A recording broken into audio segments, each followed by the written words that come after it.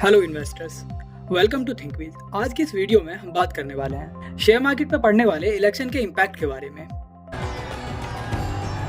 ऐतिहासिक काम है युवाओं के लिए, भर्ती भरोसा, पहली नौकरी पक्की, पेपर लीक की मेहनत की कमाई का पैसा घुसपैठियों को दिया जाए। लेकिन इससे पहले कि हम इस वीडियो में आगे बढ़े, आपके लिए हिस्ट्री का जानना बहुत जरूरी है कि किस गवर्नमेंट के आने से शेयर मार्केट पे क्या इम्पैक्ट पड़ा है। 2004 में जब कांग्रेस की गवर्नमेंट आई थी, उस टाइम पे मार्केट ने ये बिल्कुल भी एक्सपेक्ट नहीं किया था कि इस बार कांग्रेस की गवर्नमेंट आएगी। तो इलेक्शन के इमीडिएटली बाद ही मार्केट 20% तक क्रैश हो गया था। लेकिन इलेक्शन के with in a year market ने 23% के पॉजिटिव रिटर्न दिए। फिर 2009 में जब कांग्रेस की गवर्नमेंट दोबारा से बनी, तो विद इन 1 ईयर मार्केट ने अप्रोक्सीमेट 85% के रिटर्न दिए। और जब 2014 में बीजेपी गवर्नमेंट बनाती है, तो इस बार मार्केट ने विद इन 1 ईयर 38% के रिटर्न जनरेट करके दिए। एंड जब 2019 में बीजेपी की गवर्नमेंट फिर से बनती है, तो इस बार मार्केट ने 13.2% के रिटर्न जनरेट करके दिए। देखिए, इन सब से ये साफ पता चलता है कि गवर्नमेंट चाहे जो भी बने, लेकिन लॉन्ग टर्म में मार्केट ने पॉजिटिव रिटर्न ही जनरेट करके दिए हैं। हाँ, लेकिन जब 2009 में कांग्रेस की गवर्नमेंट आई थी, तो उस टाइम पे मार्केट ने काफी अच्छे रिटर्न्स जनरेट करके दिए थे विद इन 1 ईयर। देखिए, मार्केट में लास्ट के 2-3 सालों में जिस तरह की रैली देखने को मिली है और मार्केट ने जिस तरह के रिटर्न्स जनरेट करके दिए हैं, हो सकता है कि आगे आने वाले कुछ टाइम में मार्केट से वैसे रिटर्न बिल्कुल ना बने और मार्केट में करेक्शन भी देखने को मिल सकती है, क्योंकि मार्केट को अनसर्टेनिटी बिल्कुल पसंद नहीं है और मार्केट को एक मेजोरिटी वाली गवर्नमेंट होना बहुत ज्यादा अट्रैक्ट करती है, क्योंकि मेजोरिटी वाली गवर्नमेंट के डिसीजन में कोई इंटरफेयर नहीं कर सकता, फिर चाहे वो डिसीजन गलत हो या सही। और अगर इस बार मेजोरिटी वाली गवर्नमेंट नहीं बनती है, तो मार्केट से अच्छे रिटर्न बिल्कुल भी नहीं बनेंगे और हो सकता है कि करेक्शन भी देखने को मिले। और जिस तरह के पब्लिक सेंटीमेंट है, कोई भी मेजोरिटी वाली गवर्नमेंट फॉर्म होती हुई नहीं दिख रही है। देखिए, लोगों में इलेक्शन को लेकर पहले के मुकाबले अवेयरनेस तो बढ़ी है और लोग इसके बारे में सीरियस भी हैं, तो शायद इस बार रिलीजन के नाम पे पड़ने वाले वोट काफी कम होंगे। देश बहुत दूर की बात है भाई, पहले घर बचा लो। माँ घर पे मेरे को बोल रही है बेटा हिंदू खतरे में, मैं माँ को बोल रहा हूँ नहीं माँ लॉजिक खतरे में है। माँ लगी हुई बेटा हिंदू खतरे में है। मैं समझा रहा हूँ कि माँ नहीं बंगाली टाइगर खतरे में है। अभी 80 करोड़ लोग अपने ही देश में कैसे खतरे में हो सकते हैं? मेरी माँ बोल रही है नहीं है। नो डाउट कि बीजेपी गवर्नमेंट के अंडर में बहुत सारे अच्छे काम हुए हैं। इंडिया डिफेंस में काफी ज्यादा मजबूत हुआ है। बहुत सारे डिफेंस इक्विपमेंट जो कि बाहर से इंपोर्ट किए जाते थे, आज वो इंडिया में ही मैन्युफैक्चर किए जाते हैं। लेकिन अभी भी हम बहुत सारे डिफेंस इक्विपमेंट बाहर से इंपोर्ट करते हैं और लास्ट के कुछ ईयर्स में डिफेंस का बजट भी काफी बढ़ गया है।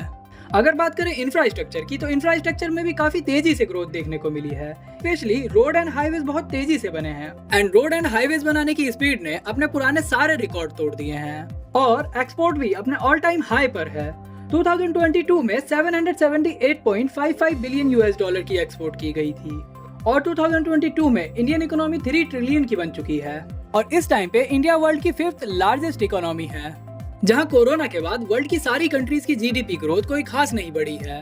वहीं India one of the fastest growing economy बन गई है। मोदी गवर्नमेंट के अंडर में foreign policy and international relation भी काफी अच्छे हुए हैं और आज इंडिया वर्ल्ड की 3rd largest number of billionaire वाली कंट्री है, जहां एक तरफ इंडिया की इकोनॉमी 4 ट्रिलियन की होने जा रही है और नंबर ऑफ बिलियनियर्स लगातार बढ़ रहे हैं।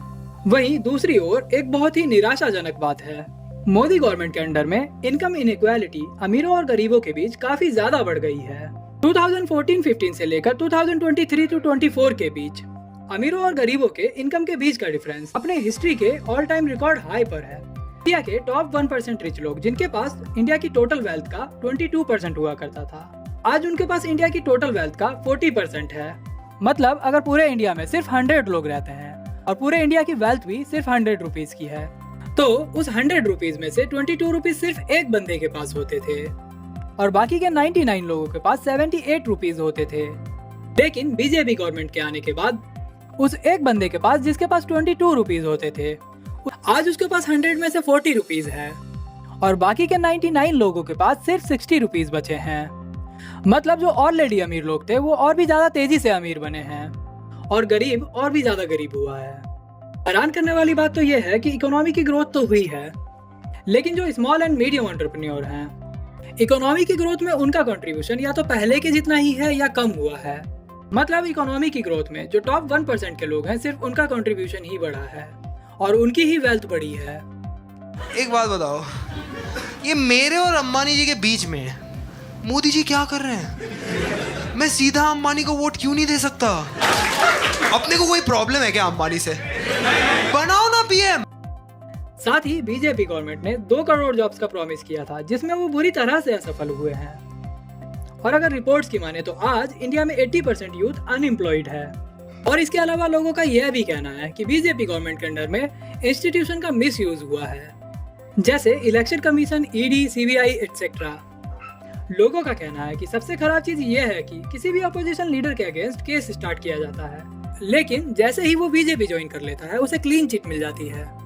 और कुछ एक्सपर्ट्स का तो यह भी कहना है कि जो जीडीपी शो की जा रही है वो रियल जीडीपी नहीं है।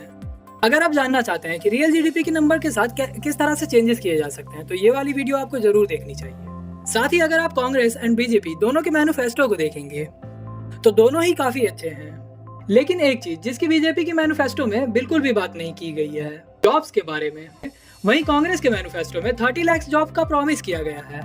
और जब मोदी जी ने खुद एक पर्टिकुलर रिलीजन के अगेंस्ट में स्पीच दी, वो भी आचार संहिता लगने के बाद। पत्ती इकट्ठी करके किसको बांटेंगे? जिनके ज्यादा बच्चे हैं उनको बांटेंगे, घुसपैठियों को बांटेंगे। क्या आपकी मेहनत की कमाई का पैसा घुसपैठियों को दिया जाएगा? It's important to underscore why what you just heard is not just deplorable but also false. तो अब लोगों को लगने लगा है कि बीजेपी सिर्फ रिलीजन के नाम पे इलेक्शन जीतना चाहती है। आप इस बारे में क्या सोचते हैं? कमेंट करके जरूर बताएं।